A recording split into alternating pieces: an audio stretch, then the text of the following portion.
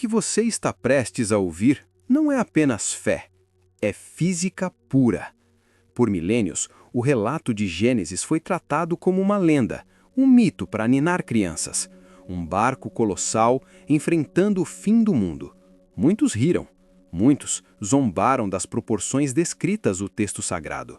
Mas o que a ciência moderna acaba de descobrir é perturbador. Engenheiros navais decidiram finalmente testar o design de Deus. Colocaram as medidas exatas de Gênesis 6,15 em tanques de simulação de ondas. 135 metros de comprimento, a proporção de 30 por 5 por 3. E o resultado paralisou os especialistas. O modelo bíblico é virtualmente impossível de virar. Estamos falando da proporção de ouro para a estabilidade em mares violentos. Milênios antes da engenharia naval moderna existir, a Bíblia já trazia a fórmula perfeita para sobreviver ao caos. Mas as evidências não param na matemática. Nas profundezas da Mesopotâmia, geólogos encontraram algo que não deveria estar lá. Camadas de lama com mais de 2 metros de espessura. O rastro de uma inundação tão vasta que apagou o horizonte. Agora, respire e pense.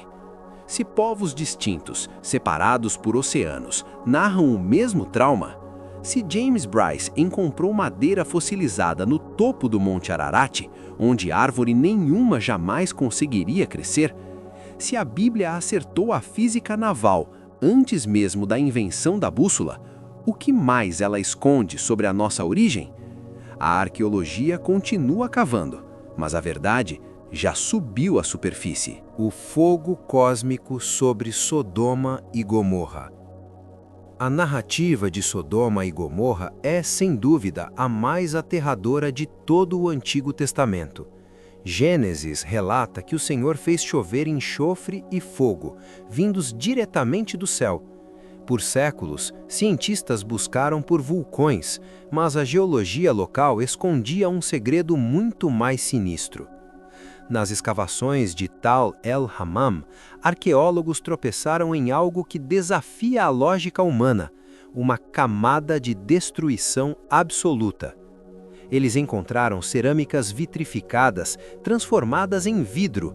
Mas preste atenção, para isso acontecer, é necessária uma temperatura superior a 2.000 graus Celsius. Nenhum incêndio comum na antiguidade, nenhuma guerra daquela época conseguiria gerar tamanha devastação. A descoberta aponta para algo vindo do espaço, uma explosão aérea de um meteorito com a força de 1.000 bombas de Hiroshima. O calor incineraria tudo instantaneamente, seguido por uma onda de choque que nivelaria muralhas em segundos. Isso se alinha perfeitamente com o relato bíblico do fogo que cai do céu. Pesquisadores encontraram grãos de quartzo chocado, algo que só se forma sob a pressão extrema de impactos cósmicos. E o solo tornou-se tão carregado de sal que nada cresceu ali por séculos, o que explicaria, finalmente, o destino trágico da mulher de Ló. A arqueologia provou que as cidades existiram, e agora a física prova que o método da sua destruição foi exatamente como a Bíblia descreveu, há milênios. O que mais ainda está enterrado sob as areias do tempo? A assinatura de Pilatos. Pôncio Pilatos foi, por séculos, o alvo favorito dos historiadores céticos. Como um homem tão importante, o governador que condenou Jesus não deixou rastros físicos. Diziam que ele era apenas uma invenção dos evangelhos. Mas a pedra gritou a verdade. Em 1961, em Cesareia Marítima, arqueólogos encontraram uma placa de calcário usada humildemente como um degrau. Mas ao virarem aquela pedra, o mundo parou. A inscrição em latim era clara e cortante. Tiberium Pôncio Pilatos, prefeito da Judéia. Pela primeira vez na história, o nome citado em Mateus 27 estava gravado em pedra da própria época de Jesus. Isso não apenas validou a existência de Pilatos, como confirmou seu título exato, um detalhe que os críticos diziam estar errado na Bíblia. Mas as evidências não param por aí. Vasos de cerâmica e recipientes de óleo encontrados perto do Santo Sepulcro foram datados e coincidem perfeitamente com os períodos bíblicos de reis e líderes. Fragmentos de ossos em urnas ricas reforçam que os homens mencionados em Samuel e Reis foram homens reais, de carne e osso. A pedra de Cesareia foi o golpe final no ceticismo. Se Pilatos é real e histórico, o julgamento foi real, e a cruz deixa de ser um símbolo místico para se tornar um fato inegável. Uma verdade que a arqueologia hoje protege contra qualquer dúvida. A Nasa e a Lua de Sangue. O relato da crucificação traz um detalhe astronômico perturbador. Mateus afirma que da hora sexta à nona, trevas cobriram a terra. O mundo escureceu no meio do dia. No entanto, documentos antigos descrevem algo ainda mais estranho. O sol escureceu e a lua pareceu sangue. Como verificar algo que aconteceu há 2000 anos? A resposta veio da NASA. Astrônomos usaram dados de satélite para reconstruir o céu de Jerusalém no século I, e o que descobriram é de arrepiar. No dia 3 de abril do ano 33, a data exata que coincide com a Páscoa e a morte de Cristo, ocorreu um eclipse lunar visível em Jerusalém. Durante esse fenômeno, a lua assume uma tonalidade vermelho-sangue, exatamente como o profeta Joel previu e como Pedro descreveu. A ciência confirma, o sangue no céu foi um evento astronômico real e datável. Mas há um mistério ainda maior. As trevas ao meio-dia não poderiam ser um eclipse solar comum, o que sugere algo muito mais profundo, uma intervenção divina ou fenômenos atmosféricos massivos que silenciaram a criação. O fato de a NASA confirmar a lua de sangue no dia exato da crucificação coloca a paixão de Cristo dentro de uma moldura cósmica. Parece que o Criador usou o próprio universo para assinar o momento em que o sacrifício foi consumado. O cativeiro na Babilônia. A Bíblia dedica 7 livros inteiros ao exílio na Babilônia. O Salmo 137 ecoa a dor profunda de escravos que choravam à beira dos rios. Por muito tempo, céticos sugeriram que esse exílio não passava de um exagero, um drama poético. Mas a verdade foi desenterrada das areias do Iraque. Arqueólogos encontraram registros em escrita cuneiforme que funcionam como as notas fiscais da história, e nelas, um nome saltou aos olhos: Joaquim, rei de Judá. Ele aparece lá, listado como prisioneiro, recebendo rações de mantimentos no coração da Babilônia. Essas placas de argila são a prova definitiva de que a elite de Jerusalém foi levada à força, exatamente como as Escrituras descrevem. E as evidências não param por aí. Em Jerusalém, escavações profundas revelaram camadas de cinzas e pontas de flechas babilônicas, datadas de 586 a.C. É a assinatura de guerra de Nabucodonosor, congelada no tempo. O cativeiro não foi um mito, foi um evento geopolítico devastador que deixou marcas no solo e registros nos arquivos dos próprios inimigos de Israel. Tudo aconteceu exatamente como lemos em 2 Reis 24. Davi versus Golias, a balística. A luta entre Davi e Golias, em 1 Samuel capítulo 17, é o símbolo universal da vitória do improvável. Mas seria possível um jovem derrubar um gigante com apenas uma pedra? A ciência diz que sim, e o que ela revela é impressionante.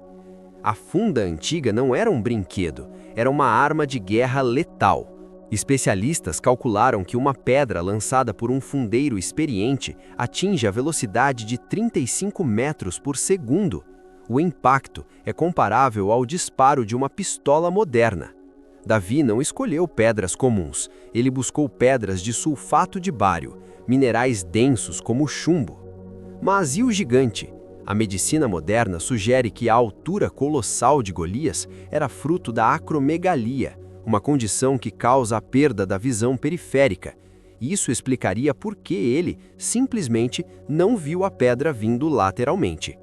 O Criador usou a precisão da física e a vulnerabilidade oculta do gigante para cumprir seu propósito. A fé de Davi encontrou a balística perfeita. As uvas de Jacó e o DNA. Em Gênesis, capítulo 49, Jacó profetiza uma terra tão fértil que seu herdeiro lavaria as próprias vestes no vinho.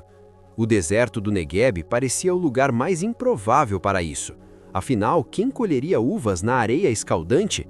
No entanto, escavações recentes revelaram algo impossível: sementes de uvas fossilizadas, bem no meio do deserto. O teste de DNA foi um choque para a comunidade científica. Elas pertencem a uma variedade riquíssima que produzia vinhos de elite em uma região que hoje é árida e sem vida. A Bíblia menciona que os espias de Moisés trouxeram um cacho de uvas tão grande que precisou de 2 homens para carregá-lo. Muitos riram desse relato, mas a descoberta dessas sementes prova que o ecossistema do passado realmente permitia essa abundância milagrosa. O DNA recuperado do solo prova que nos tempos bíblicos o deserto realmente florescia em vinho, exatamente como as profecias registraram. A Muralha de Salomão. Historiadores tentaram por décadas reduzir o reino de Salomão a uma pequena tribo insignificante, mas em 2010 a terra resolveu falar. Foi descoberta em Jerusalém uma seção de muralha monumental com 70 metros de comprimento e 6 metros de altura.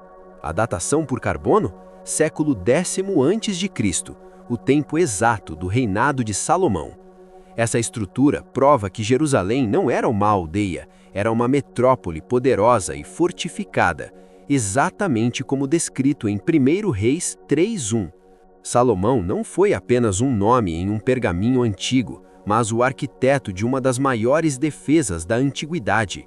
A Era de Ouro de Israel acaba de ser confirmada, pedra por pedra. Se a glória de Salomão foi real, o que mais os céticos estão escondendo de nós? O maior tesouro que desenterramos hoje não são as pedras da muralha de Salomão ou as uvas em abundância em um deserto escaldante. O verdadeiro tesouro é a constatação de que a verdade não teme o tempo. Do impacto cósmico que incinerou Sodoma, à balística perfeita da funda de Davi, cada evidência prova que a Bíblia não é um livro de fábulas, é um registro preciso e inabalável da nossa própria história. A ciência e a arqueologia não estão desmentindo as Escrituras, elas estão finalmente alcançando o que a fé sempre soube.